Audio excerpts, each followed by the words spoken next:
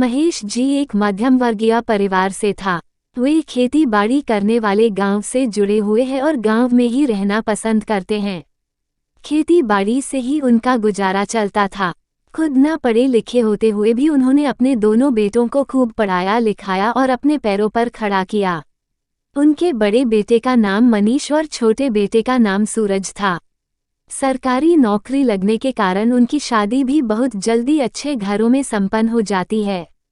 समय बीतने के साथ दोनों के बच्चे भी हो जाते हैं और अब दोनों बेटे अपने बच्चों के भविष्य के लिए शहर में जाकर बसने का निर्णय करते हैं और दोनों बेटे शहर जाकर बसने के बारे में अपने पिता से बात करते हैं।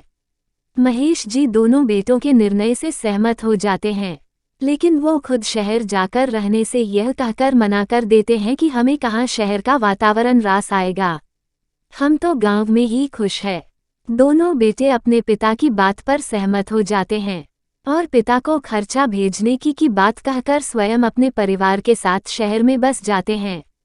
अब जब तक महेश जी जीवित रहे तब तक उनकी पत्नी सुमन जी भी गांव में ही रही, लेकिन पति की मृत्यु के बाद उन्हें अकेलापन खलने लगा और बुढ़ापे की वजह से बीमार रहने लगी।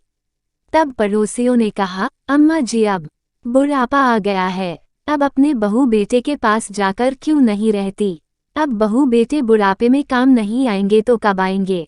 सुमन जी को भी अपने पड़ोसियों की बात सही लगी और उन्होंने अपने बेटों को खबर भिजवा कि उन्हें लेने आ जाए। उनका बड़ा बेटा उनको शहर ले आया और आदर भाव से अपनी मां की सेवा करने लगा। लेकिन मनीष की पत्नी रिया को अपनी सास का यहाँ आना बिल्कुल पसंद नहीं आया, क्योंकि अब उसके आज़ादी में खलल जो पड़ने लगी थी, ऊपर से उनकी सेवा और करनी पड़ रही थी। उन्हें समय पर दवाइयाँ देना, डॉक्टर को दिखाना और नित्य कर्म। सुमन जी की भी थोड़ी इच्छा होती कि उनकी बहू थोड़ी देर उनके पास बैठे उनसे बात करे, लेकिन मनीष की पत्नी रिया को ये बात कहाँ रास आने वाली थी और अब तो आए दिन वह अपनी सास को लेकर मनीष से झगड़ा करने लगी। मनीष ने उसे खूब समझाया, लेकिन कल को तुम्हारी भी बहू आने वाली है तो सुधर जाओ, लेकिन रिया उनकी एक बात ना सुनती और एक दिन रिया ने साफ साफ कह दिया कि आप दो भाई हो तो हम माँ की जिम्मेदारी अकेले क्यों उठाएं। अब से माझीले महीने इधर और 6 महीने अपने छोटे बेटे के पास रहेगी। अंत में दोनों भाइयों की आपसी सहमति से ऐसा ही हुआ। 6 महीने सुमन जी अपने छोटे बेटे के पास और 6 महीने बड़े बेटे के पास रहती।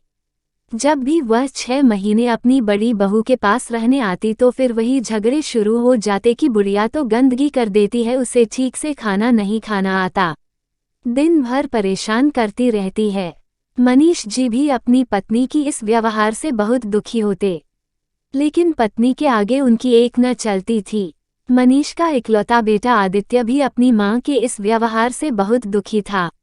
वो अपने दादी का ध्यान रखता था और ऑफिस से आते ही सबसे पहले अपनी दादी के पास जाता और दादी जिस चीज के लिए भी कहती वह ला कर देता।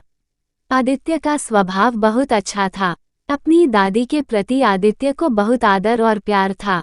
आदित्य की सगाई अभी 2 महीने पहले ही उसके ही ऑफिस में उसके साथ काम करने वाली रागिनी से तय हुई थी और 1 महीने बाद ही दोनों की शादी होने वाली थी। आदित्य का शादी की और कोई ध्यान नहीं था, क्योंकि वह रोज रोज अपने माँ और दादी के झगड़े से परेशान रहने लगा था। 1 महीने बाद जैसे ही शादी की तारीख नजदीक आती है तो रिया अपने सास को ये कहकर किसी वृद्धा आश्रम में भेज देती है कि बाद में बुला लेगी। अभी से यहाँ शादी के माहौल में उनकी देखभाल कौन करेगा। रिया के आगे किसी की एक ना चलती और सुमन जी को वृद्ध आश्रम भेज दिया जाता है। शादी होने के कुछ दिन बाद जब आदित्य की पत्नी रागिनी को पता चलता है दादी माँ वृद्ध आश्रम में है तो वह दादी को वापस घर लाने की जिद करती है। जब रिया को ये पता चलता है कि बहू दादी को वापस घर लाने के लिए कह रही तो वह बहुत गुस्सा होती है और अपने बेटे बहू से रिया अपने बेटे से कहती है, कल की आई बहू अब हमें सिखाएगी कि हमें क्या करना है और क्या नहीं। ये बात सुनकर रागिनी को बहुत गुस्सा आ जाता है और वह बड़े ही शांत स्वर में अपने सास से कहती है, मैं भी आपके सास के तो 2 बेटे हैं, इसलिए 6 महीने दिन और 6 महीने अपने दूसरे बेटे के पास रहती है और आखिर में आपने उन्हें वृद्ध आश्रम भेज दिया। पर आप ये तो सोचो, आपका तो एक ही बेटा है, आप 6 महीने तो मेरे पास रह लोगी, लेकिन बाकी के 6 महीने कहाँ रहोगी। आपको तो शायद हमेशा के लिए वृद्ध आश्रम में रहना पड़े। बहुत ही यह बात सुनकर रिया एकदम पे अवाक हो गई। एक भी शब्द उसके मुंह से बाहर नहीं निकल पाया। पास खड़े मनीष जी भी मंद मंद मुस्कुरा रहे थे कि जो बात मैं इतने दिनों से अपनी पत्नी को समझाने की कोशिश कर रहा हूँ, वह बात तो मेरी नई बहू ने आते ही उसे समझा दी। दूसरे दिन ही आदित्य दादी को वृद्ध आश्रम से लाया और दादी जैसे ही गाड़ी से नीचे उतरी तो रिया दादी के पास जाकर रोने लगी और अपने किए पर माफी मांगने लगी। तब सुमन जी ने कहा, अरे बहू, तुम्हें अपने किए का पछतावा है, यही तुम्हारी माफी है। ये कहकर सुमन जी ने अपनी बहू को गले से लगा लिया और अपने पोते की बहू रागिनी के सर पर हाथ रख कर कहा कि तू सच में किसी बड़े घराने की लक्ष्मी, जो तुम्हारे माँ बाप ने तुम्हें इतने अच्छे संस्कार दिए हैं कि तूने आज अपनी समझदारी से मेरी बहू का मन भी बदल दिया। ये कहकर सुमन जी ने रागिनी को गले लगा लिया। तभी आदित्य हंसता हुआ कहता है, अरे दादी, अब तो मुझे भूल ही गई। तो सुमन जी कहती है, आजा, तू भी आजा, तू तो मेरा लाडला बेटा है। दूर खड़े मनीष जी खुशी के आंसू आंखों में लिए अपने परिवार को एक होता हुआ देखकर भगवान का शुक्रिया अदा कर रहे थे। दोस्तों, कैसी लगी ये कहानी? लाइक, कमेंट के माध्यम से जरूर बताएगा और जिसने भी चैनल को सब्सक्राइब नहीं किया है वो जल्दी से सब्सक्राइब कर लीजिए। तब तक के लिए हंसते रहिए, मुस्कुराते रहिए। मिलेंगे फिर एक और मजेदार कहानी के साथ। धन्यवाद।